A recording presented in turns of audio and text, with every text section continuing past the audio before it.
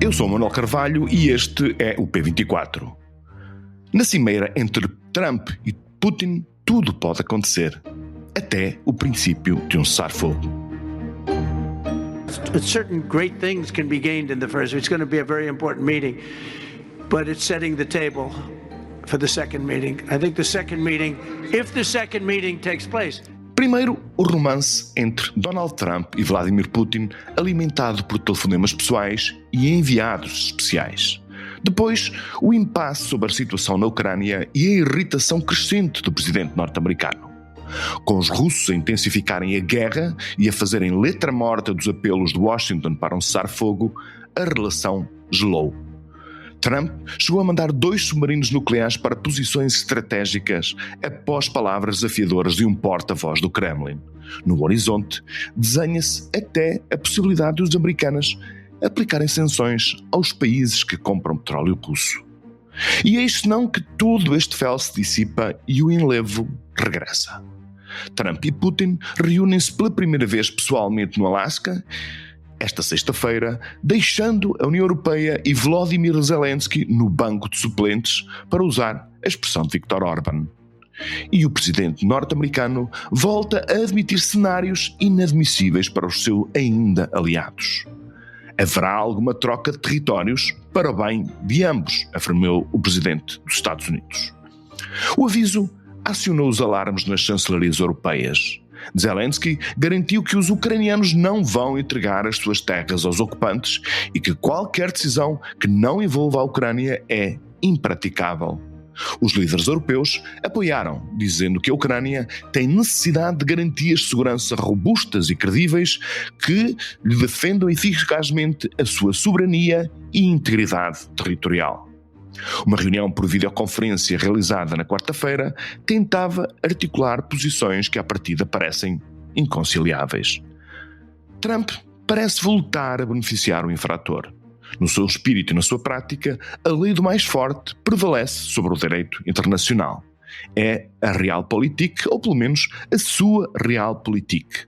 Mas, para satisfazer o seu ego, será que ele se fica por aqui ou poderá acolher algumas das pretensões europeias e ucranianas? Perante este contexto, o que podemos então esperar desta cimeira? Convidamos para este episódio José Alberto Azeredo Lopes, jurista especializado em Direito Internacional e professor no Centro Regional do Norte da Universidade Católica. A sua visão sempre atenta e informada não é tão pessimista como a que se vai ouvindo ou lendo nos mídia. Este é o P24, o seu dia começa aqui. Viva, professor Azeredo Lopes, muito obrigado por vir ao P24, um prazer tê-lo aqui connosco, como sempre. Quais são as suas expectativas para a cimeira de amanhã no Alasca?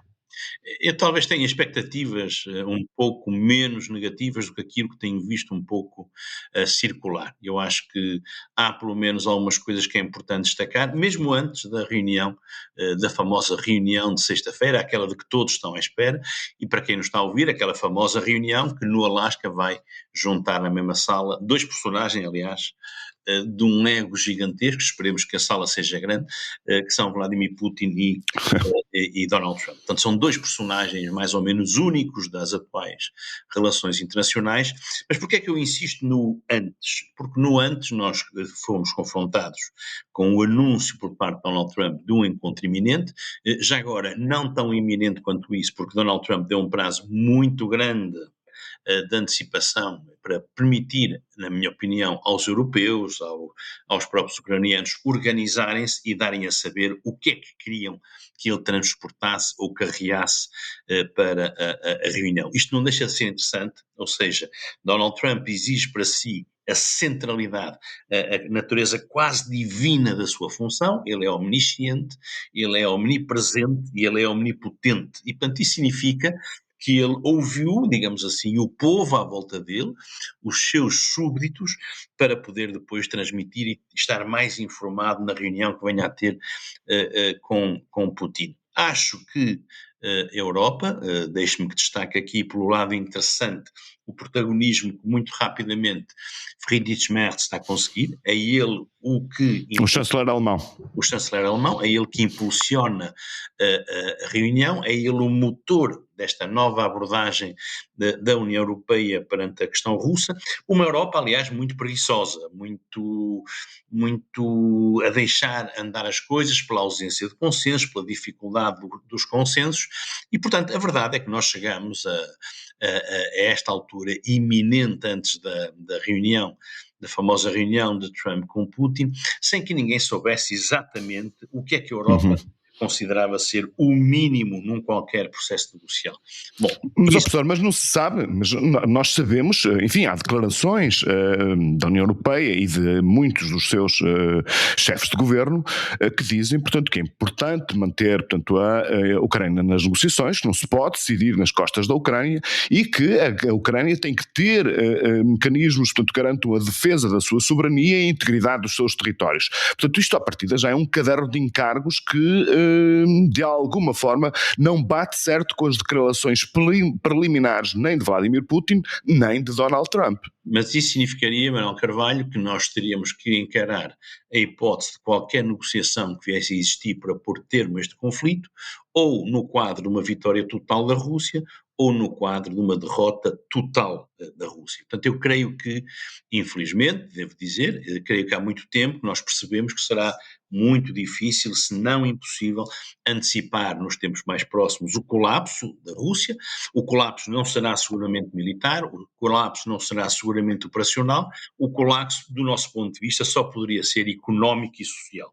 Ora, a verdade é que, embora Kaja Kallas tenha anunciado agora o 19º pacote de sanções, eu devo-lhe confessar que já não posso sequer ouvir falar nas sanções, porque eu tenho sérias dúvidas quanto ao elemento quase monótono e repetitivo destes anúncios, sem depois haver uma efetiva e compreensível, pelo menos do ponto de vista cidadão, compreensível impacto destas medidas, mas independentemente disso tudo, há agora alterações bastante substantivas na posição que, por exemplo, na quarta-feira resultou da pré-reunião do ensaio geral entre a Europa, os Estados Unidos e, evidentemente, Volodymyr Zelensky, a propósito do que se pode esperar de sexta-feira.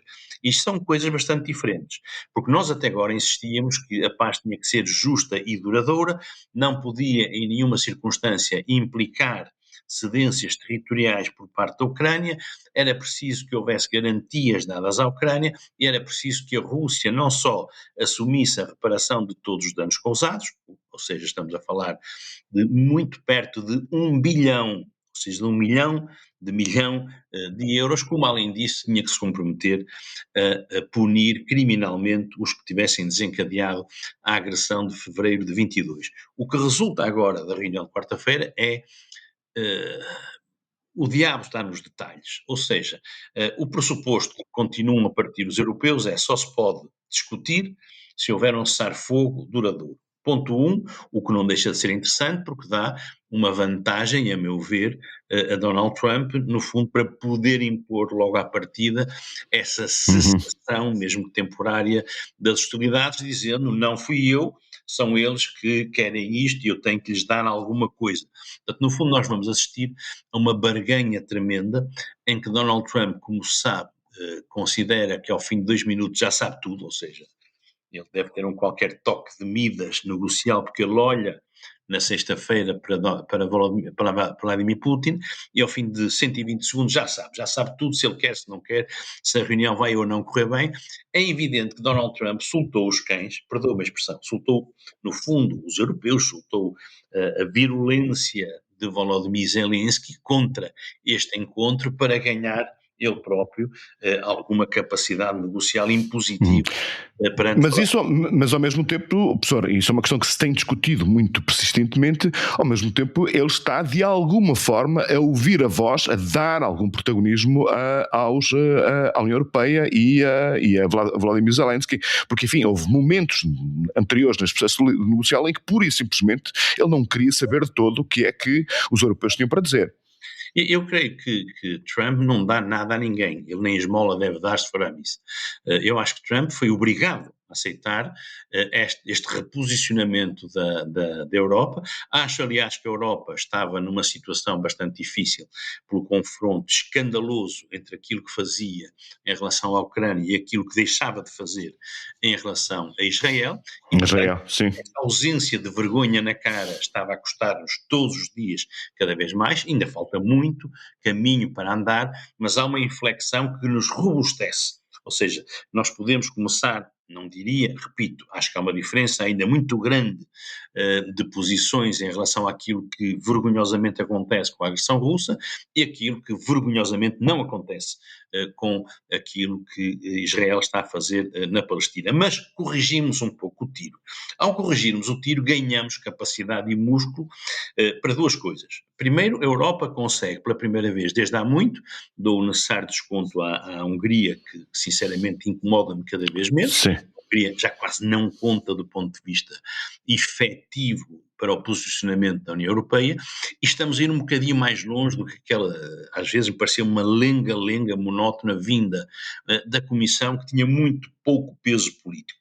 Acho, repito, que este trio que se está a formar, parte dele, aliás, de fora da União Europeia, Keir Starmer, Merz, sobretudo, e Macron, estão, neste momento, a assumir uma função, não gosto muito de chamar diretório, mas estão pela primeira vez a pensar politicamente e a falar politicamente e a conseguir falar relativamente a uma só voz perante Donald Trump, e Donald Trump, nesse sentido, não pode hoje em dia facilmente prescindir de uma Europa unida, nem que seja por questões de negócio. Nem que seja por questões de negócio.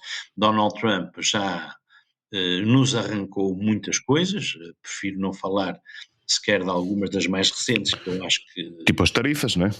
Sim, que eu acho que não nos correram bem, pronto, espero sinceramente estar muito enganado, mas acho que não nos correram bem quando as tarifas têm um aumento de 900% e estamos todos contentes com isso, mas quem está lá é no fundo quem sabe, eu não vou fazer aqui treinador de bancada quanto a esse ponto. Agora, a Ucrânia está numa situação, e aqui temos o fator perturbador.